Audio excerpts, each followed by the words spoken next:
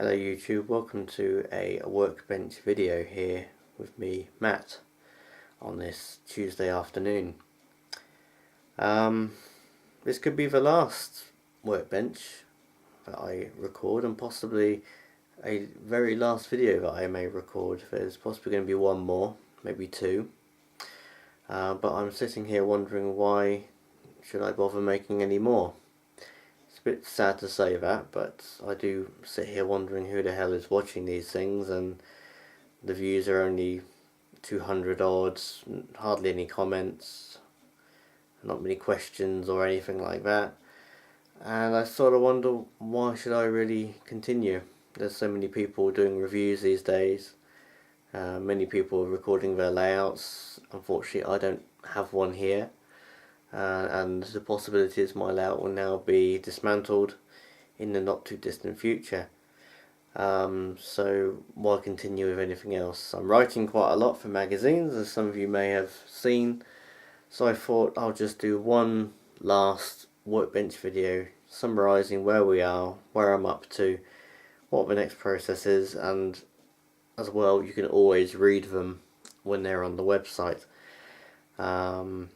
So let's go through one by one, and as well there could be a for sale sign at the end on one of these models in front of me. So stay tuned and we'll go through one by one. So this is the latest project which I started about a month ago. This was actually built in a week and a bit, so it's not actually not a week and a bit, it took 2 days I should say. This is a Roxey Mouldings Stroudley brake third. A nice little simple brass kit. I assembled it in about 2 days. Quite simple and straightforward to do for a beginner in doing brass. This kit will hopefully be a write-up in the modelling magazine, which is free, which is the Railway Magazine Guide to Modelling or something like that. Anyway, this is the brass kit. It's a little four-wheeler, London Brighton South Coast origins.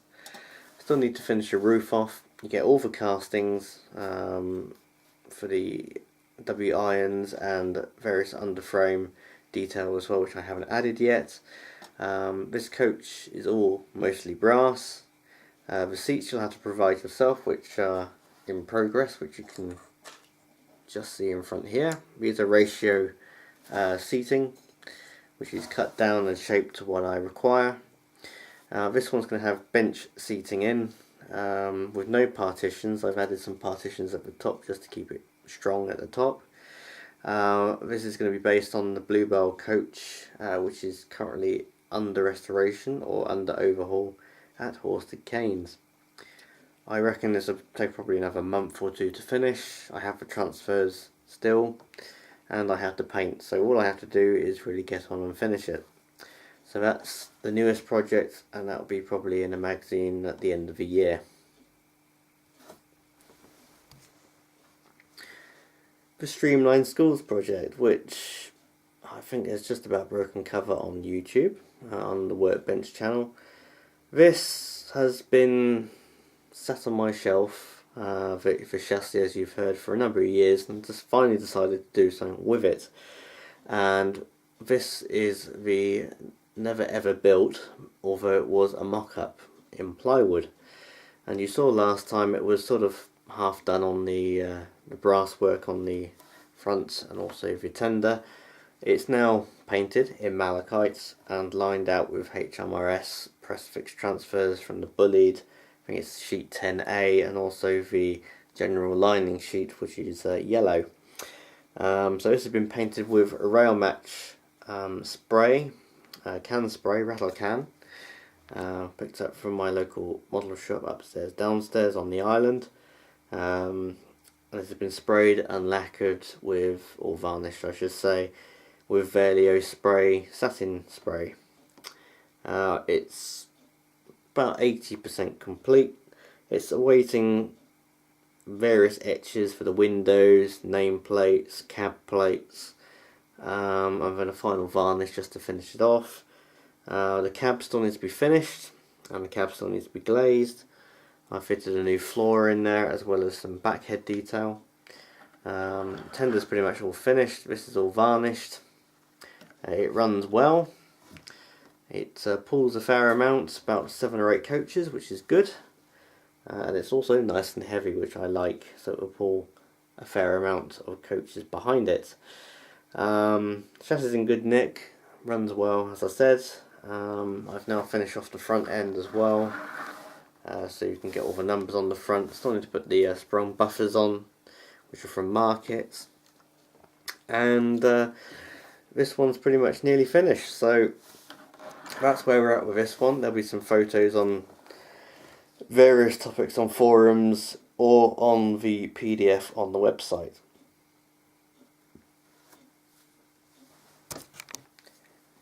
The LNWR observation car 3D print. Now, according to my YouTube channel, I haven't posted an update on this for 6 months, and the last time you saw it, it was in grey resin.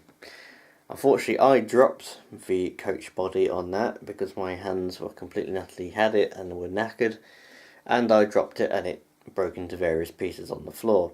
I've still got it, and I'm still sort of putting it back together as a sort of presentation piece as to what 3D printing can do. So this is Mark II.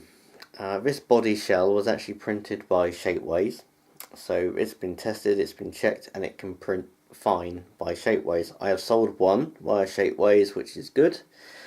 So this is in frosted ultra detail on the top, and the seats are still resin at the moment, but they will be printed in the same material. The underframe, we've got a castings for the bogies, which are from 247 Developments, and the chassis is actually mainly dyed white strong and flexible, so it's dyed black, and this has been fitted out with brass detailing like the truss rods and the steps hanging down from the underneath. So this is where we're at now. It's all painted, primed, painted in its LNWR livery. Still need to finish off the windows in plum. I've now got transfers thanks to a very friendly and very nice chap on RM Web. This will be going into the modelling competition, which is the LNWR competition on RM Web, just for a bit of fun. I'm not really expecting to win anything, but I just thought it's something to show this coach off. You can see it's all been lined out with a bow pen, which is just got a cream colour. The transfers are from HMRS, although they're out of stock, which is my main sticking point on this. I couldn't varnish it unless I had the transfers. All the brass has been fitted on the doors, and the handles been painted gold or brass. So that is all ready to go pretty much. I'm now going on to fitting in or fit out the inside of this coach. All the seats to be fitted. I've selected some seated people which look half decent, so it should cost me about 30 quid just to put some people in it which look half decent. You need to glaze it, of course. I'm thinking of lighting, but I'm not too sure at the moment, so we'll see where we get to in the future on that. But it is coming together nicely, and it looks quite nice as well. It should be a nice coach to run on the A layout when I actually build another one. I don't expect to be running on the one that is still present at the moment, but this is available from Shapeways, and it's quite costly, unfortunately, due to its size. The body's split up into 3 sections to reduce the cost a little bit. Any questions, just drop a comment below and I'll help you out on it, and there will be a write-up when I'm finished.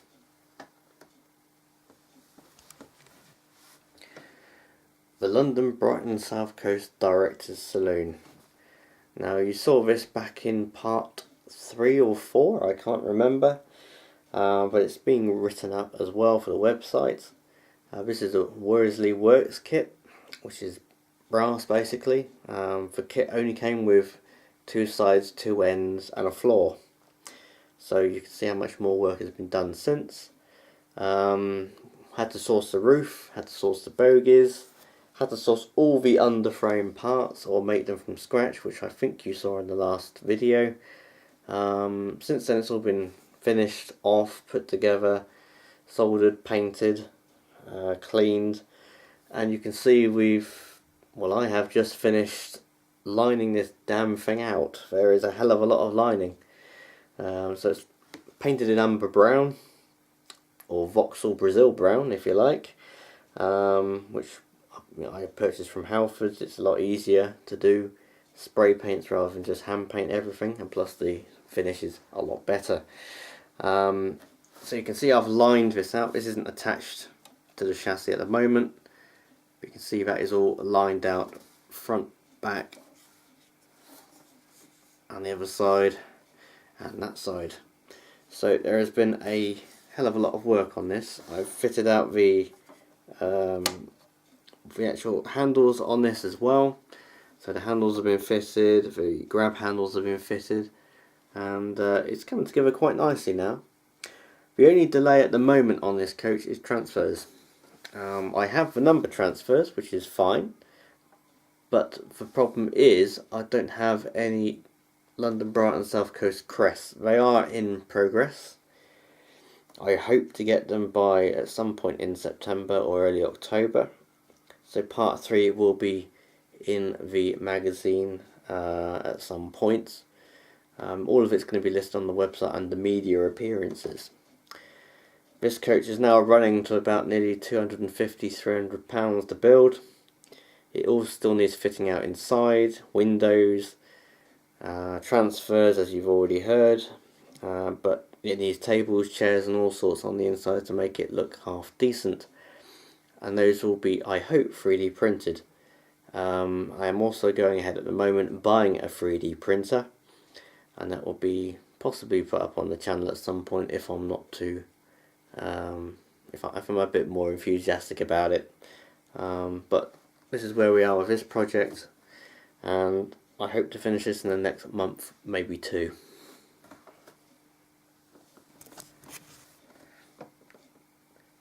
So, for the final bit, this item is for sale. This is my Southeastern Finecast C-Class, which I built a number of years ago, back in 2010 I think it was, so it's about 8 years ago. This is mounted on a Hornby 060 chassis. This has 12 wheel power pickup connected via a 2-pin plug from loco to tender. It's in a slightly simplified Southeastern Chatham livery, so it's not too much lining on the cab here, just a red outer line as well as on the side of the tender. It has gill plates, etched gill plates on the side of the cab, and as well as one on the rear of the tender. It runs very well, it's nice and heavy, and it will pull a fair amount of coaches, 6 or 7 on a good day. As I say, it runs nicely, it's finished reasonably well, and it's looking for a new home. Looking at around about £160 if anybody is interested. I am open to offers. Reason for selling, I'm in a little bit of debt, so I need some cash to pay off a few bits and invest into other projects and finish them off, as well as hopefully going forward and starting some 3D prints and making it available to other people. It's fitted with real coal as well in the tender. It's got standard medium sort of sized decouplings on the front and the rear. It's got fitted with Roxey Mouldings etched root discs on the front only, not on the rear. It's missing some lamp irons on the rear, so somebody can fit them if they wish. But again, it's a nice little model. It runs well, performs well, and I think it's open to a little bit of improvement from somebody who is willing to do it and has got time and the cash to do it. You can also replace the coupling rods on this as well, which would improve it a little bit as well. So looking for about 150 to 160. If anyone's interested, they can message me through my page or my website, or just drop me an email. and I'll see what we can do. It's UK only, unfortunately, due to its weight. It doesn't come with a box, so hopefully I'll hear from somebody at some point in the near future.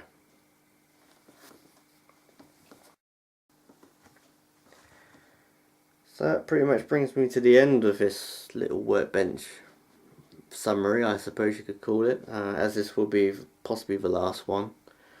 I don't intend to do any more unless it's wanted or needed. I've done quite a few over the years, from renumbering to doing etched brass kits to following progress on that big brown coach I got in front of me, as well as 3D printing and various other things. I hope whoever has watched them has enjoyed them. As I say, I don't think there'll be any more unless they're really required, but unfortunately, due to the number of views, lack of comments, I just can't really be bothered to do them anymore, unfortunately. There will be a couple more videos on this channel, no more workbench ones. There may be one more layout video.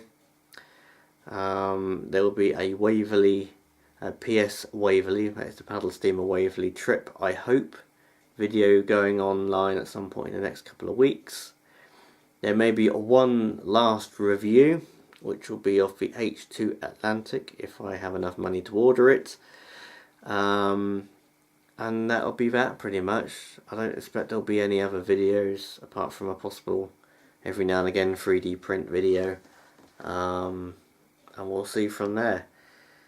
Hope you've enjoyed these few videos that I've been posting up recently, and hopefully I'll catch up with you in the future. Thanks for watching, and see you again sometime in the future possibly.